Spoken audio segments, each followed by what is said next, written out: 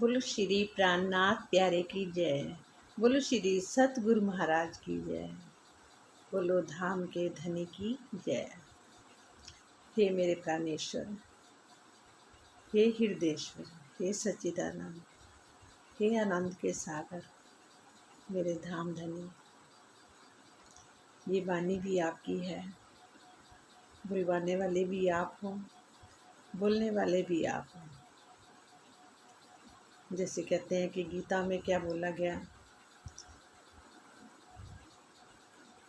दृष्टि दृष्टा दर्शन सब आप ही आप हो। हर चीज में आप ही आप हो। बंदौ सतगुरु चरण को करूं प्रेम प्रणाम। अशुभ हरन मंगल करन श्री देव चंद्र जी नाम। श्री प्राणनाथ निज मूलपति श्री मेहराज सुनाम। तेज कुंवर श्यामा जुगल को पल पल करूं प्रणाम। पिया जी को पल पल करूं प्रणाम।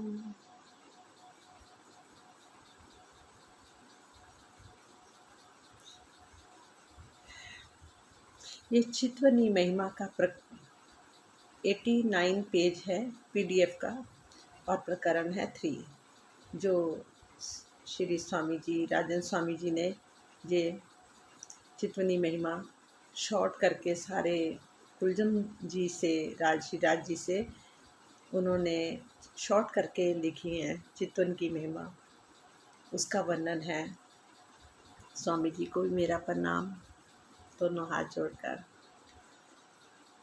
लहरे सुख सागर की लेसी रूहें अरस। जाके स्वरूप जाको देख सी जो है अरस परस। जो है अरस परस।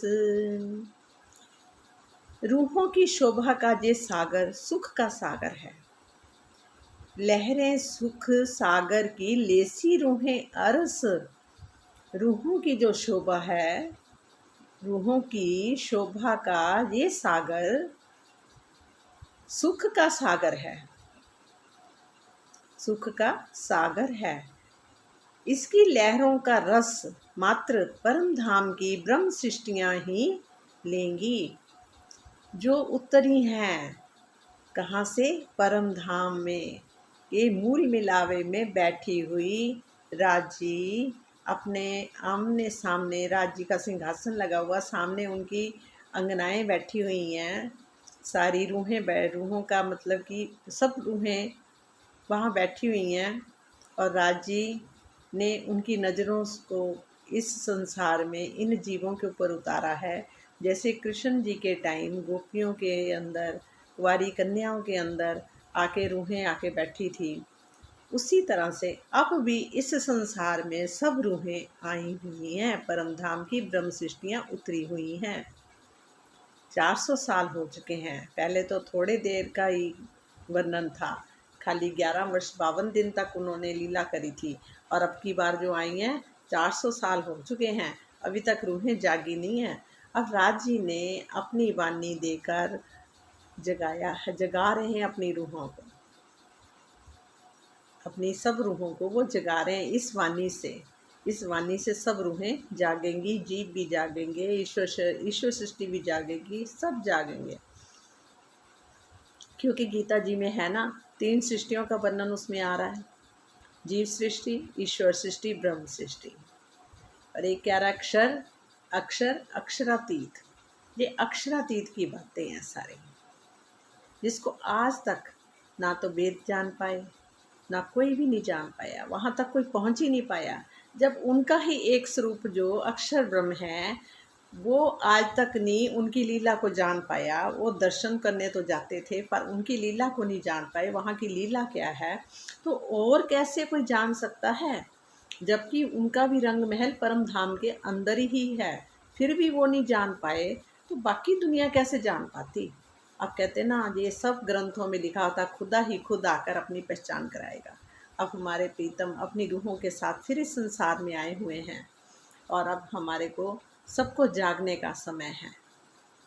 और पहले उन्होंने कुरान में अपनी सारी भेज दी थी कि मैं आ रहा हूँ, अगले रोज़ आ रहा हूँ, सब लिखा था उस कुरान में, अंदर सब कुछ लिखा हुआ था।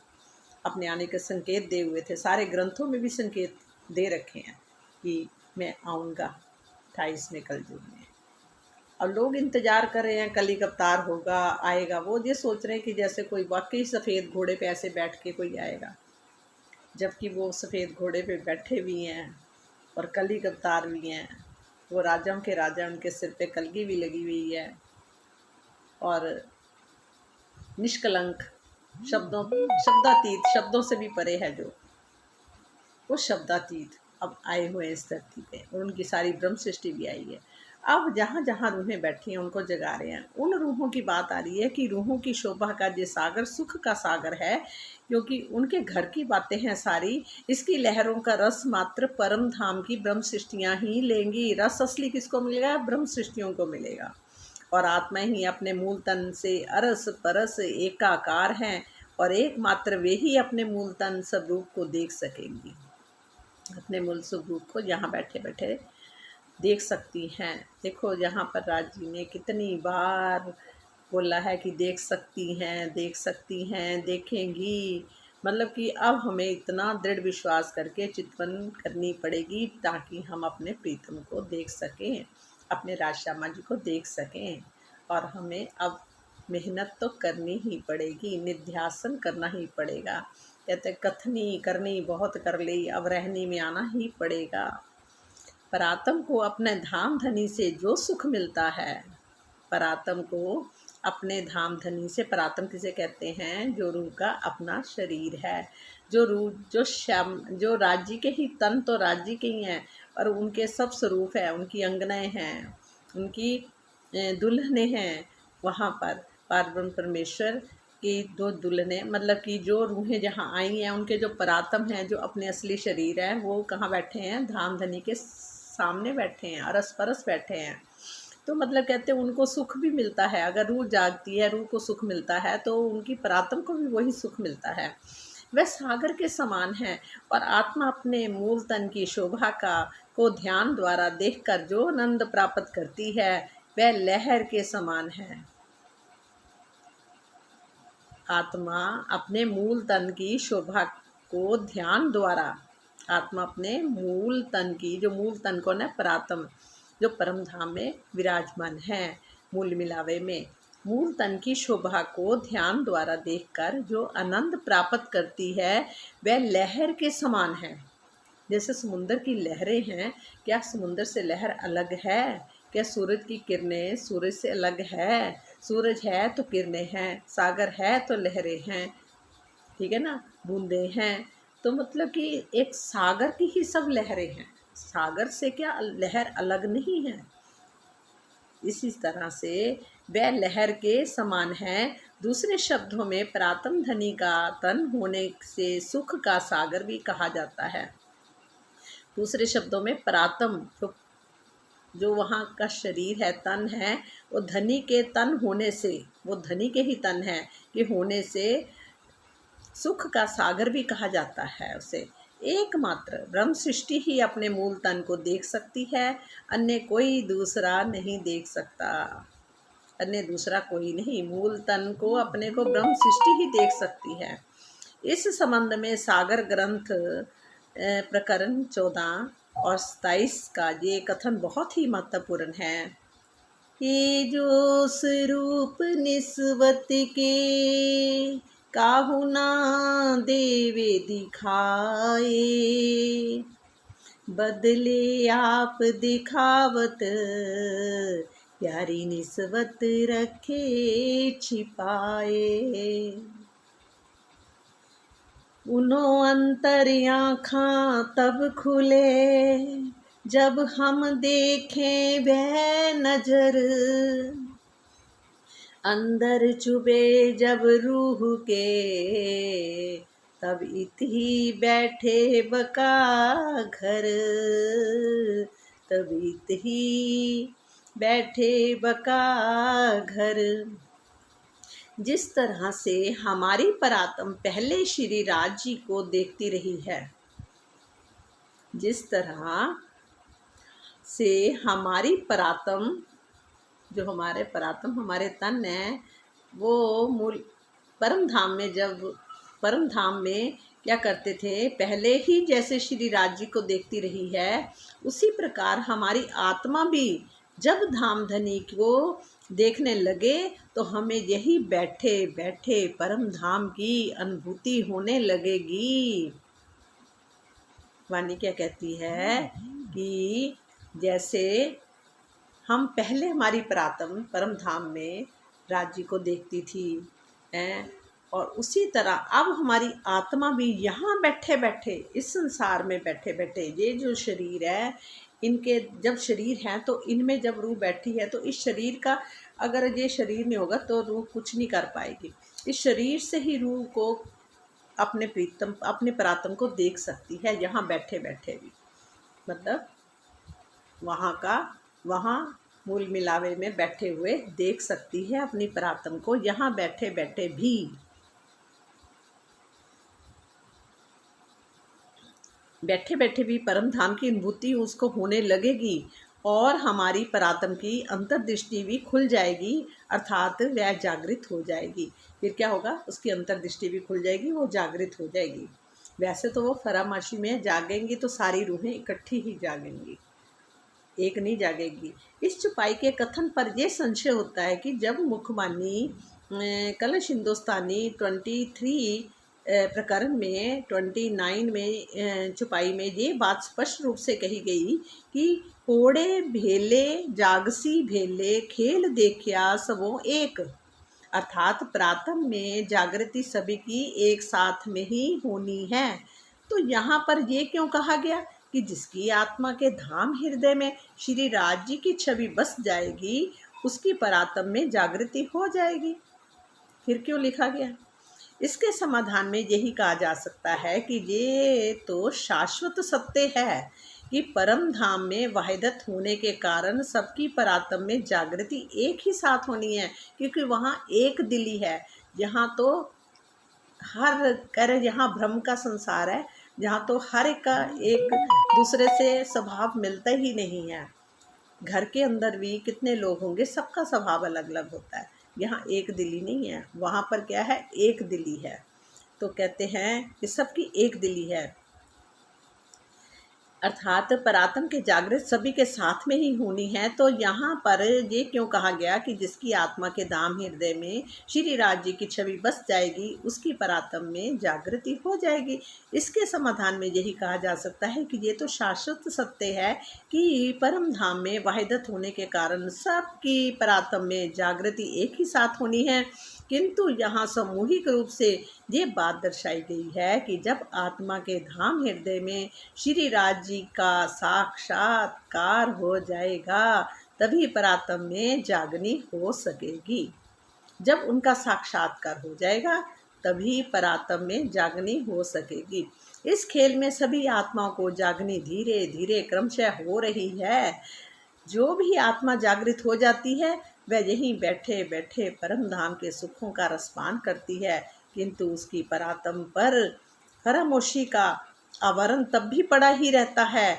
अपने पंचभौतिक तन का त्याग करने के पश्चात वह सूक्ष्म शरीर से गुम्बद जी के में श्री जी के चरणों में रहकर परम धाम के आनंद का रसपान करती है। इस संबंध में क्या 1 और 87 का ये कथन देखने योग्य है। क्या लिखा गया है? जो कदी वे आगे चली, जिमी बैठी वे जिमी माहे, पांचों पहुँचे पांचों में रूह अपनी असल छोड़े ना है। खेल खत्म होने के बाद ही, जब ये सारा खेल खत्म हो जाएगा तो होने के बाद ही परात्म की जागनी हो सकेगी। मतलब हमारे परात्म की, वो जो परात्म तन है हमारे, उनकी जागनी हो सकेगी जब ये खेल खत्म होगा। पहले, उसके पहले केवल इतना ही हो सकेगा, क्या हो सकेगा कि आत्मा जागृत होकर मूल तन को देखेगी, वो अपने मूल तन को देखेगी तथा परात्म धामधनी के दिल रूपी पर्दे पर अपनी जागृत आत्मा की जागनी लीला देखती रहेगी। कि परात्म धामधनी के दिल रूपी पर्दे पर, वो उनके पर्दे पर, क्योंकि वो राज्य को ही तो देख रही है ना वहाँ बैठी बैठी, तो क्या क्या है, उनके पर्दे पर अपनी जागृत आत्मा की जागनी लीला देखती रहेगी। इस तथ्य को सागर प्रकरण 11 और 44 में इस प्रकार दर्शाया गया है। अंतस्करण आत्म के जबे रहियो समाए, तब आत्म पर आत्म के रहे न कछु अंतराय। तब फिर आत्म और परात्म में कोई भी अंतर नहीं रहेगा, क्योंकि आत्मा अपने अपने परात्म के स्वरूप में ही रहेगी और समझेगी कि मैं ही वो हूँ, और वो उसका अपना श्रृंगार करके वो राज्य के दर्शन भी करेगी और 25 पक्षों को भी देखेगी और अपनी परात्म को भी देखेगी। अब कहूँ प्रकरण 4। अब कहूँ सागर तीसरा मूल मिला विराजत, रू की आँखों देखिए तो पाइए इनो सिफत। अब कहूँ सागर तीसरा, श्री महामती जी कहते हैं कि अब मैं तीसरे सागर यानी एक दिली, तीसरा सागर क्या है, एक दिली का, वहदत का वर्णन कर रहा हूँ। परम धाम के मूल मिलावे में सभी सखियां विराजमान हैं। कहाँ पर विराजमान है सब सखियां? परम धाम के मूल मिलावे में सभी सखियां विराजमान हैं और उनके दिल में एक रूपता है। एक दिल में क्या है? एक रूपता है, एक दिली हैं। यदि आप अपनी आत्मिक दृष्टि से देखिए तो आपको इनके स्वरूप की महिमा का पता लगेगा। जब आप अपनी आत्मिक दृष्टि से, मतलब आत्मा अपनी आत्मिक दृष्टि से देखेगी, अंतर्दृष्टि से देखेगी, तो आपको इनके स्वरूप की महिमा का पता लगेगा। तो आपको पता लग जाएगा परात्म का भी। इनो दिल सागर तीसरा, एक सागर सबो दिल, देखो इनो दिल बैठ के, किन किन विद बैठिया मिल। हे साथ जी, इनके दिल में बैठकर देखिए तो आपको ये विदित होगा कि इनका दिल वहदत का अनंत सागर है, वहदत का सागर है, एक दिली का सागर है। जो एक को होगा सबको वही, सबके दिल में वही बात आएगी, मतलब वहाँ एक दिली है। वहदत का अनंत सागर है जिसे तीसरा सागर कहते हैं। इन सभी के दिल में वहदत का सागर लहरा रहा है और उसी के कारण से ये सभी एक स्वरूप होकर बैठी हैं। उनके दिल के अंदर क्या, कौन सा सागर है? तीसरा सागर, वहदत का सागर। और उनके क्या है, सब मिलकर बैठी हैं। और भेद कहते हैं कि परात्म वहदत में है, इसलिए अपनी परात्म का भेद मिल जाने पर सभी की परात्म से अपना संबंध स्थापित हो जाता है। वस्तुतः परात्म के भावों में डूब जाना ही परात्म का भेद पाना है। दिल में बैठना भी इसी संदर्भ में कहा गया है।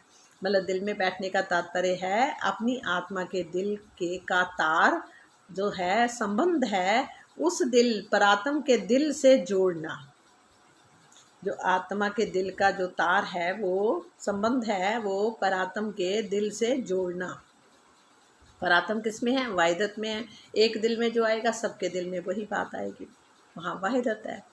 महामत के हे तीसराए, ये जो रूहों दिल सागर, अब कहूँ चौथा सागर, पट खोल देखो अंतर, पट खोल देखो अंतर।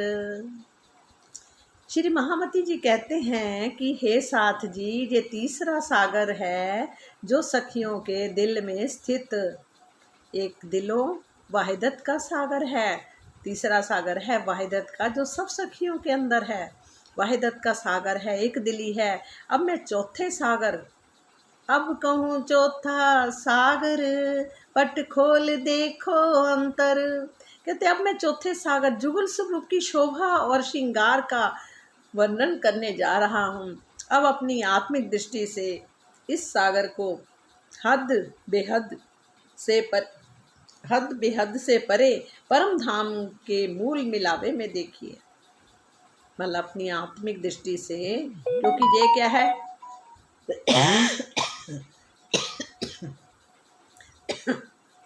ये सागर है, ये संसार है हद में, हद का बोला जाता है, ठीक है। उसके परे क्या है निराकार, निराकार के आगे क्या है बेहद। बेहद कौन सा आता है जिसको बोलते हैं जोग माया।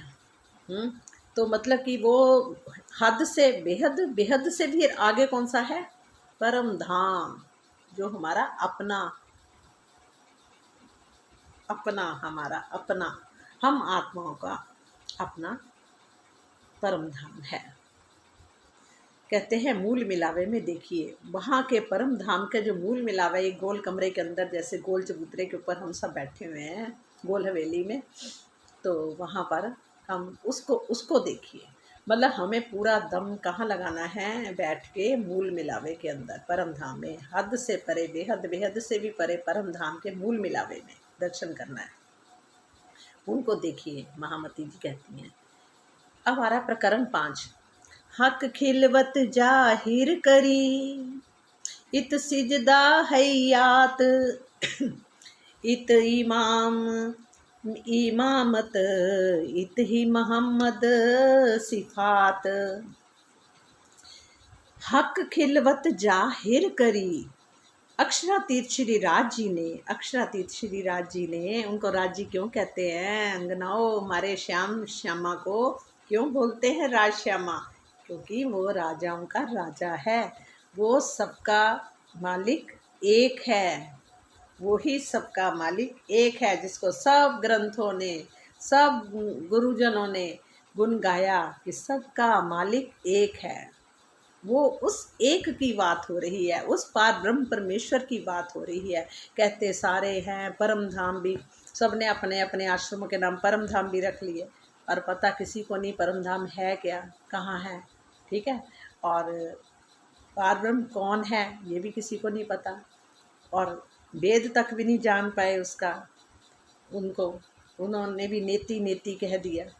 तो मतलब कि आप खुद परमात्मा ही अपनी पहचान करा सकते हैं ना, जब वहाँ तक कोई जा ही नहीं सकता, तो अब परमात्मा जब फिर इस ब्रह्म सृष्टि में अपनी आत्मा सहित आए हैं, तो अपनी सब आत्मा सहित आए हैं, तो हर एक जीवों के ऊपर आके बैठ गए हैं, तो अब अपनी पहचान करा रहे हैं, वो खुदा ही आके पहचान करा रहे हैं।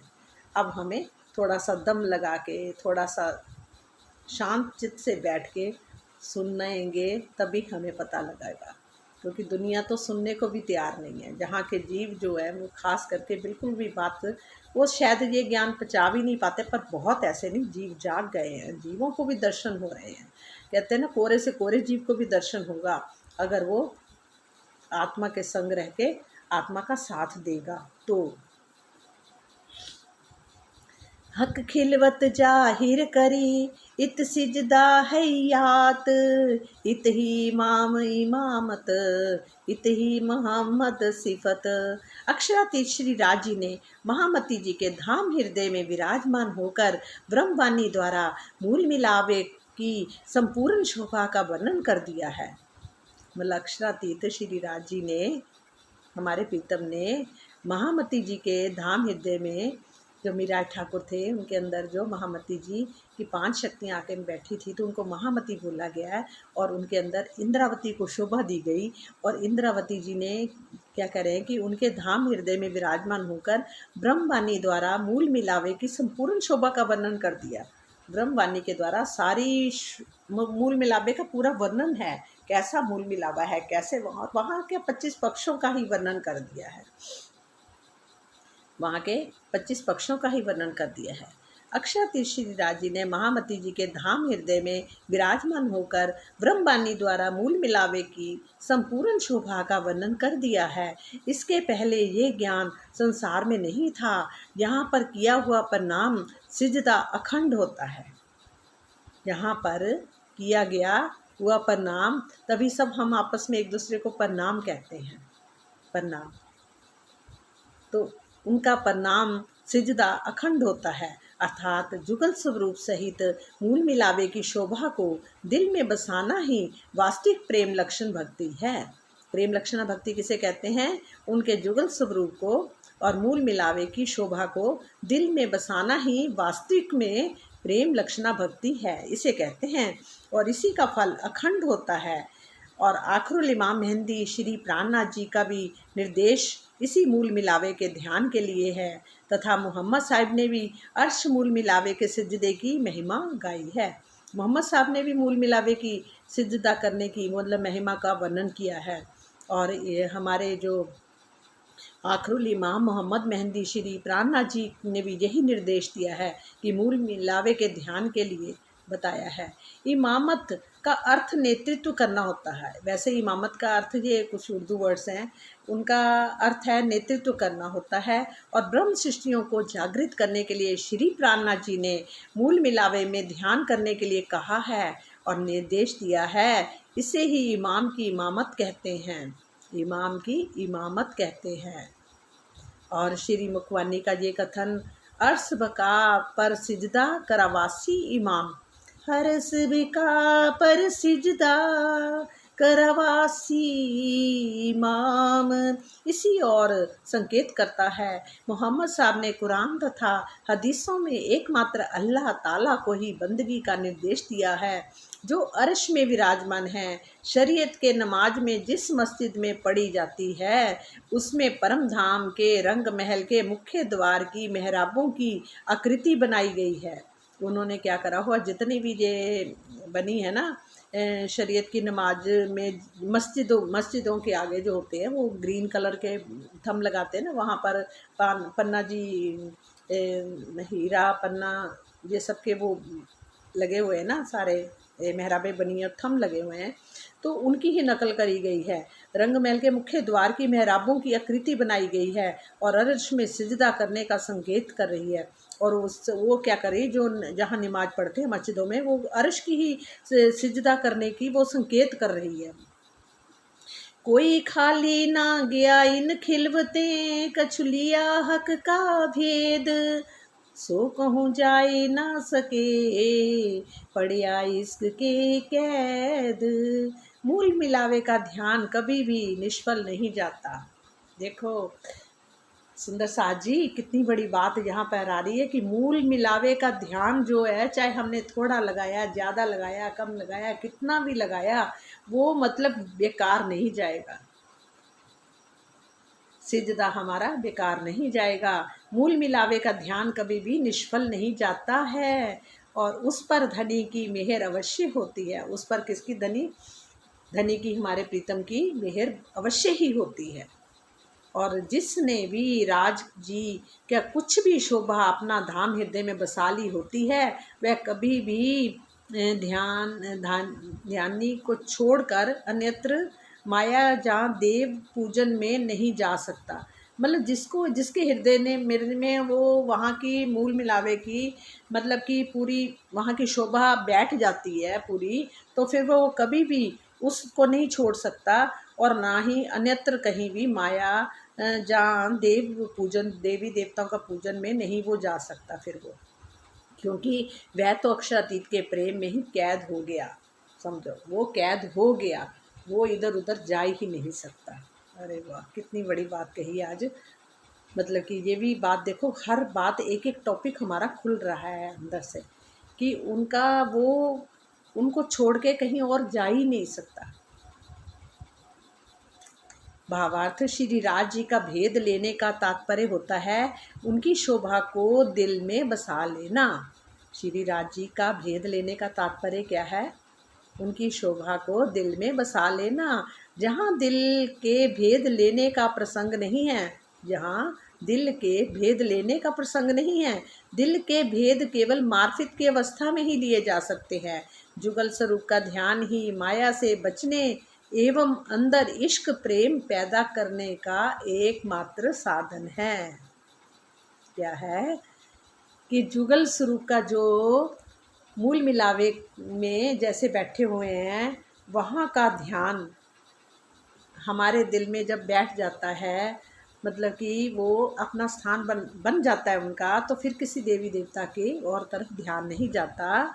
और उनसे कह रहे ना कि जुगल स्वरूप का जो ध्यान ही है, उसका क्या है, माया से बचने एवं अपने अंदर इश्क और प्रेम पैदा करने का एकमात्र साधन है।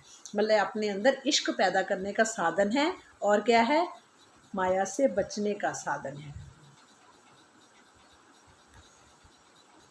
प्रणाम जी, बहुत अच्छी बात है। आशिक पकड़े जो दामन, तो छूटे नहीं क्यों ए कर, देखत देखत छीन लगे, तो लो जात निकसे उमर।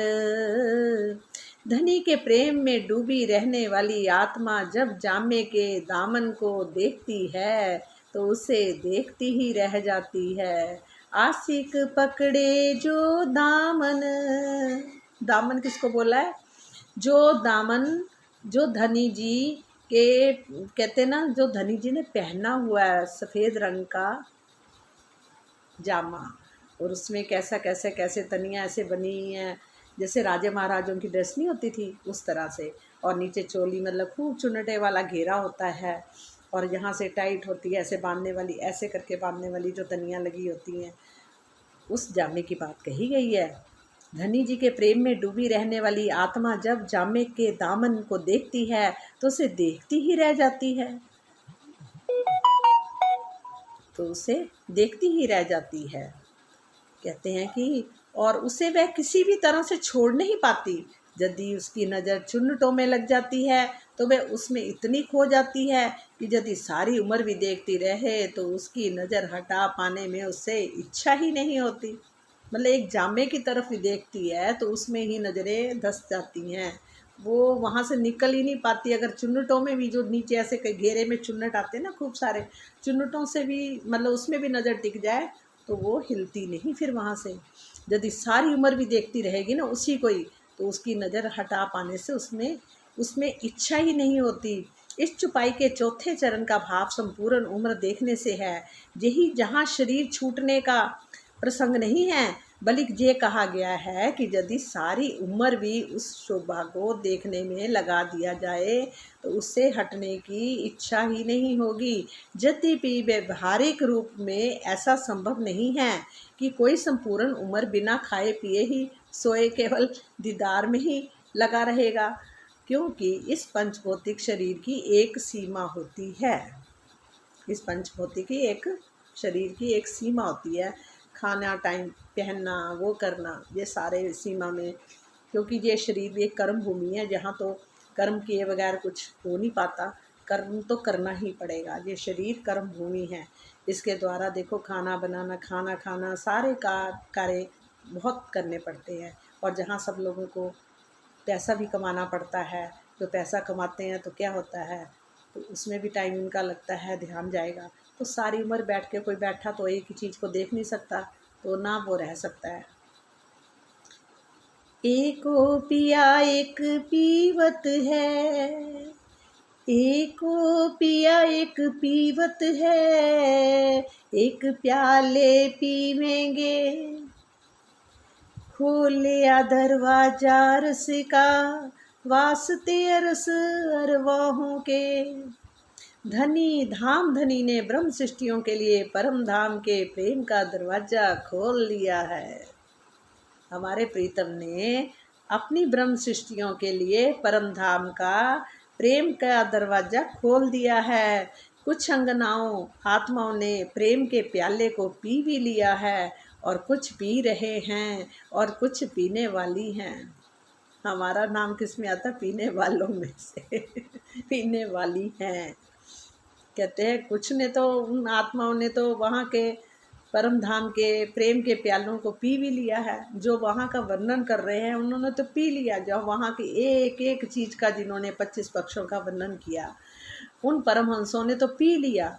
और कुछ क्या है, कुछ पी रहे हैं, कुछ बताते बताते बता रहे हैं हमें, और कुछ लिख लिख के बता रहे हैं। जैसे बहुत से हैं, परमहंस भी हैं, सारे ब्रह्म सृष्टियाँ परमहंस ही तो मानी गई हैं, उनको परमहंसों का नाम ही तो दिया गया है। जितनी भी ब्रह्म सृष्टियाँ हैं, तो कुछ तो प्यालों का रसपान कर रही हैं, कर लिया, कईयों ने कर रही हैं, और कुछ क्या है, करने वाली हैं। ये हमें जो इतना यहाँ का ज्ञान मिल रहा है, तो मिलने से धीरे धीरे राज जी हमें अपनी ओर पुकार रहे, हमें बुला रहे हैं अपनी तरफ कि आओ मेरी सखियों, तुम भी आओ, तुम मेरे से अलग नहीं हो, तुम मेरी ही किरणें हो, तुम मेरी ही लहरें हो, आओ सखियों आओ। वो अब हम सब सखियों को बुला रहे हैं, क्योंकि आखिरत का समय है। अब सबको ही उस धाम में जाना है, वापस जाना है। वह जबकि ना कोई आया ना गया, पर क्या है, पर आत्माएं रूहें नजरें आई हुई हैं। वो आत्मा यहाँ इन शरीरों के ऊपर आई हुई हैं। अब क्या है, अब कहते हैं ना, अब कुछ पीने वाली हैं, वो हम जैसी। अब राजी हमें अब पिला भी रहे हैं, और अब क्या है, दर्शन। यद्यपि इस प्रेम रूपी प्याले का रसपान करने का सौभाग्य सबको प्राप्त है। देखो, जब कभी भी उनके ध्यान में बैठो, उनके भजन, कोई उनकी शोभा का कोई भजन गा रहे हो, तो रस धीरे धीरे आना शुरू हो जाता है। कहते हैं ना, तालू में से एक एक अमृत का रस बरसता है। ये कई बार, हर बारी ये कहती हूँ कि अगर हम उनके साथ जुड़े हैं तो हम क्या पी रहे हैं, अमृत। अगर हम माया से जुड़े हुए हैं तो पी रहे हैं जहर। तो अपना, हमें अपना तरफ देखना है कि कितना हम जहर पीते हैं सारा दिन के अंदर, और कितनी देर उनके साथ, राज्य के साथ बैठते हैं तो हम अमृत पी रहे हैं। तो इसलिए कोशिश हमारी होनी चाहिए कि चलते फिरते उठते बैठते, कहते ना, ब्रह्म सृष्टियों का क्या है, खाना पीना रहना सब, सोना सब क्या है, दीदार, प्रेम के प्याले हैं। अंगयासिक, यद्यपि इस प्रेम रूपी प्याले का रसपान करने का सौभाग्य सबको प्राप्त है। जबकि उन्होंने देखो क्या बोला कि वैसे तो सबको प्राप्त है, किंतु केवल ब्रह्म सृष्टियां ही उसका वास्तविक रसपान शोभा श्रृंगार में डूबना कर पाती हैं। ईश्वर सृष्टि और ज्ञान भक्ति में लग जाती हैं। ईश्वर सृष्टि क्या करती हैं, ज्ञान और भक्ति में लग जाती हैं, और जीव सृष्टि मात्र एक कर्मकांडों में ही अपना जीवन का आधार बना लेती हैं, समझ लेती हैं कि वही कर्मकांडों में लगी रहेंगी। और जो ईश्वर सृष्टि है उनको ज्ञान और भक्ति में लग जाती हैं, वो भक्ति में लग जाती हैं, उनको ज्ञान भी मिलता है पर साथ में भक्ति करती हैं। और जो जीव सृष्टि है वो कर्मकांडों में लग जाती है, शरीयत की राह अपनाती है। अंगियासिक उपले देख के इत ही रहे ललचाए, जो कदी बैठे गंज में तो क्यों कर निकस्यो जाए। अंग आसिक उपले देख के इत ही रहे ललचाए, धनी के प्रेम में डूबी हुई आत्मा प्रियतम के बाह्य अंगों की शोभा को देखकर पल पल और अधिक आकर्षित होती जाती है। यदि वह श्री राज्य के दिल में बैठ गई है तो उस गजान गज इश्क के सागर से निकल पाना उसके लिए असंभव, बहुत कठिन होता है। कहते हैं कि अंग आसी कुपले देख के इत ही रहे ललचाए, धनी के प्रेम में डूबी हुई आत्मा प्रियतम के बाहरी अंगों की शोभा को देखकर, धनी के प्रेम में डूबी हुई आत्मा प्रियतम के बाहरी अंगों की शोभा को देखकर, बाहरी अंगों की शोभा को देखकर प्रीतम के पल पल और अधिक आकर्षित होती रहती है। और यदि वह श्री राज्य के दिल में बैठ गई तो उस गजान गज इश्क के सागर से निकल पाना उसके लिए असंभव, जानी बहुत कठिन है। यद्यपि परम धाम में अंदर बाहर एक ही तत्व है, परम धाम के अंदर बाहर एक ही तत्व है, किंतु जहाँ के भावों से ऐसा समझना चाहिए कि बाहरी सब रूप पर आकर्षित होने के बाद प्रेम बढ़ता है, किंतु उस प्रेम को मूल हृदय दिल से जुड़ा होता है। हृदय में डूबे बिना प्रेम का वास्तविक रसपान संभव नहीं है।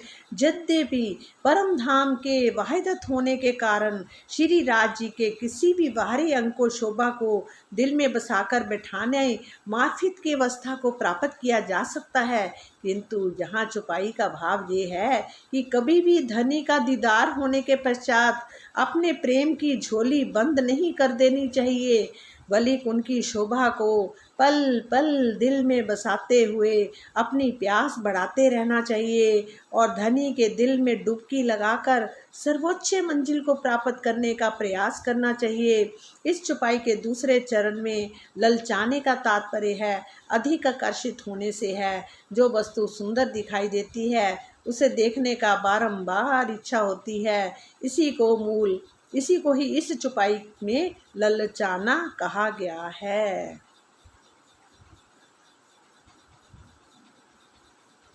मतलब कि अगर हमें एक अंग भी दिखता है तो उसमें भी हमें आनंद मिलता है, हमें रस मतलब कि आनंद अमृत का रसपान होता है और हमारी प्यास और जागृत होती जाती है धीरे धीरे। मतलब उनके दिल के अंदर हमें एक दिली हो जाना, उनके दिल में बैठ जाना। जब बैठ गए तो गजान गज रस मिलेगा, आनंद आएगा, अमृत मिलेगा। फिर सारा दिन जब हम दिल में धस गए, उनके बैठ गए,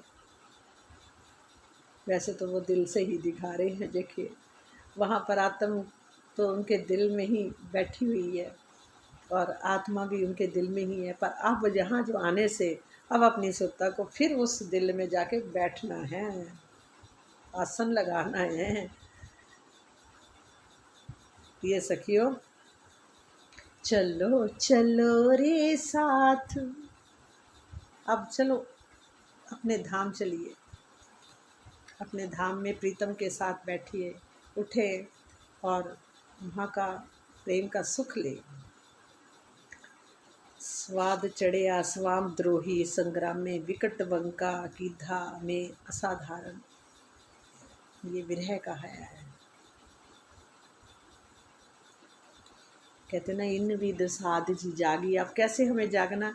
इन विध साथ जी जागिए, बताऊं देऊं रे जीवन।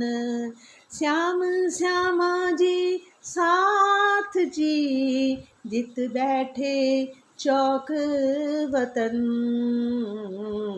याद करो सोई साइत, जो हंसने मांगिया खेल।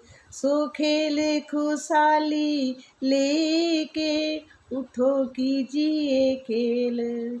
सुरत एको राखिए, मूल मिलावे माहे। श्याम श्यामा जी साथ जी, तले भूम बैठे हैं जाही। कहते न 64 थंब चबूतरा, इतक ठेड़ा विराजत।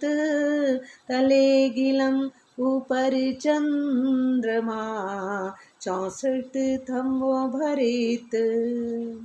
कठेरे में किनारे लगे हुए हमारे जो तकिए हैं, तकियों के साथ हम सब रूहें बैठी हुई हैं। चारों 16 थंबे लगे हुए हैं। ये जुगत अति शोभाए। 4 द्वार चारों तरफों, और चारों तरफ 4 द्वार है और एक एक तरफ 16-16 थंब लगे हुए हैं। और 64 थंबों के बीच में क्या बनी है? गिलम बिछी हुई है। और कहूँ 64 थंबों का क्या है बेवरा, क्या है? 4 धात बारे नग है। कैसे है थंब? वो 4 धातु के हैं और 12 नग हैं उसमें बने। चारों तरफों जुदे जुदे भय 16 जिनसो रंग। चारों तरफों एक एक रंग के, तैसी तरफों 4 नए नए रंग एक दूजे संग। चारों तरफों 64 सुमार। ये 4 नाम कहे धात के हेम केंचन चांदी नूर। ये 4 रंग का बेवरा लिए खड़े जुहूर। और 12 जेवरों का बेवरा, 5 पाने हीरे पुखराज, मानिक मोती गौमातिक रहे पिरोजे विराज। नीलमी और लसनिया और परवाली लाल, और रंग कपूरिया जे रंग 12 इन मिसाल। 4 द्वार 4 रंग के 8 थम भय इन, 5 मानिक और नीलवी द्वार पुखराज, चौथा रोशन। अरे सब मूल मिलावे का वर्णन है। बस अब अपनी अंतर्दृष्टि से हम राज्य के दिल में विराजमान हो जाएं। हे राज जी, हे मेरे प्रीतम जी, हमारी इतनी हेल्प करो कि हमें आसानी से प्यार से आप पकड़ कर अपना दीदार कराओ, क्योंकि आपकी मेहर से आपने कहा दीदार होगा तो होगा, पक्का होगा, विश्वास, पक्का विश्वास। हे राज जी, हमें आपके ऊपर पूरा विश्वास है। आप जल्दी से जल्दी हमें अपने अपने स्वरूप के दर्शन कराएं। अब तो चितवनी महिमा को पढ़ पढ़ कर तो सिर्फ एक ही बस सुंदर की इच्छा रह गई है कि हम आपका दीदार करें, बार बार बैठे, बार बार कोशिश करें बैठने की और उनका दीदार करें। बोलो श्री प्राणनाथ प्यारे की जय, बोलो श्री सतगुरु महाराज की जय, बोलो मेरे धाम के धनी की जय। हे मेरे प्रीतम प्यारे, आपकी जय हो, जय हो, जय हो। हमारे दिल में विराजमान हमारे प्रीतम की जय हो, जय हो, जय हो। प्रणाम जी।